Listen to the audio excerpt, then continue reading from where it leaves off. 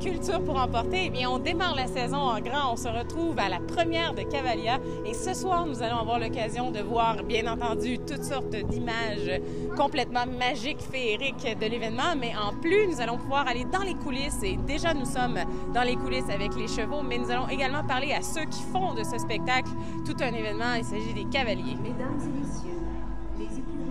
Alors, Benjamin, on est ici avec toi. Hein? On vient de voir le talent incroyable, tout ce spectacle éblouissant qu'est Odysséo de Cavalia. Alors, ça vous a plu? Ah, ça nous a plu énormément, beaucoup d'émotions, je ne le cacherai pas. Oui, ça nous chavire par moments. On voit qu'il y a des inspirations qui viennent de loin, je pense. Alors, pour vous, qu'est-ce que Cavalia Odysséo d'abord?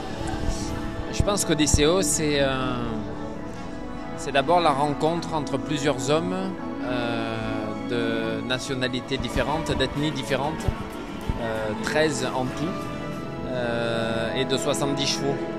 Et je veux dire, c'est la rencontre d'hommes entre eux et de chevaux entre eux, et d'hommes et de chevaux entre eux. Et je crois qu'on a voulu créer ce show autour du groupe, autour du jeu en groupe, autour de l'énergie de groupe. Le cheval dans la nature vit en groupe, les hommes, entre guillemets, dans la nature vivent en groupe parce qu'ils ont besoin les uns des autres. Et je crois qu'Odysséo, c'est vraiment la rencontre de ces groupes-là. Et puis, un peu comme si le spectateur avait la chance de pouvoir voir des scènes de groupes qui regarderait de derrière une haie, auxquelles il n'accède pas. Et il voit des hommes et des chevaux s'amuser ensemble. C'est vraiment ça, Odysséo, pour moi. Voit une espèce de chimie se manifester devant leurs yeux et puis finalement qu'il y a la révélation de la synergie entre l'homme et la bête. Hein? Ben, en fait, un cheval est... Je suis mal placé pour vous dire du mal d'un cheval, mais je pense que le cheval est tellement généreux dans l'énergie qu'il donne à l'homme, qu'il a toujours donné à l'homme, qui a fait que l'homme a évolué aussi dans son système. Et là, l'idée, c'est pas que le cheval donne son énergie pour tirer une calèche, porter du monde, transporter, mais c'est qu'il donne son énergie juste dans le partage du jeu.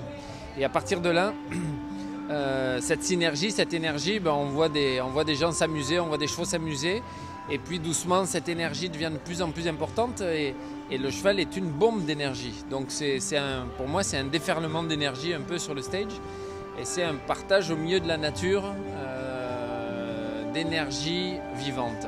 De chevaux et d'hommes. À partir de là, si on est au milieu de la nature, qu'on a du mal à respecter dans nos systèmes de vie, si on parle d'énergie et de groupe, qu'on a du mal à recréer dans nos systèmes de vie qui sont de plus en plus individualistes, on va dire, et bien là, on est en train on remet le pied là-dedans et on dit, nous, on met 13 nationalités humaines différentes, où il y a des cultures, des religions différentes, et puis on amène des chevaux de pays, de continents différents, et le tout arrive à s'amuser, arrive à cohabiter et à prendre du plaisir ensemble. Et je crois que c'est de là que vient l'énergie et l'émotion que procure ce spectacle-là. D'un côté plus technique, est-ce qu'on pourrait dire que là, ça fait 2 ans que le spectacle roule, qu'Odysséo a pris en maturité.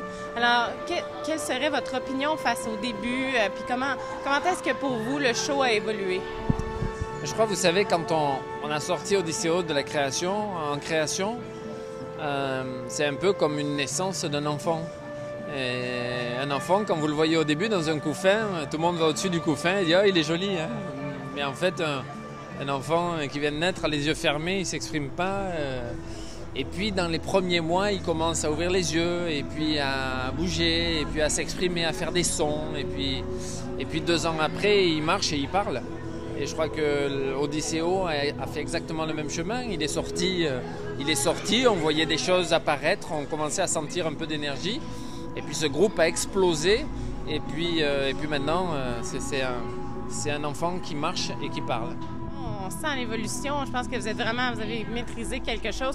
Puis, il faut que vous répondiez à une autre question qui nous ronge de vous demander, mais par rapport à votre relation avec les chevaux, lorsqu'on voit les chevaux dans un des numéros, les chevaux sont en liberté. Alors, je pense que c'est quelque chose qui frappe énormément le public, de voir les chevaux qui se dirigent pas mal d'eux-mêmes, finalement.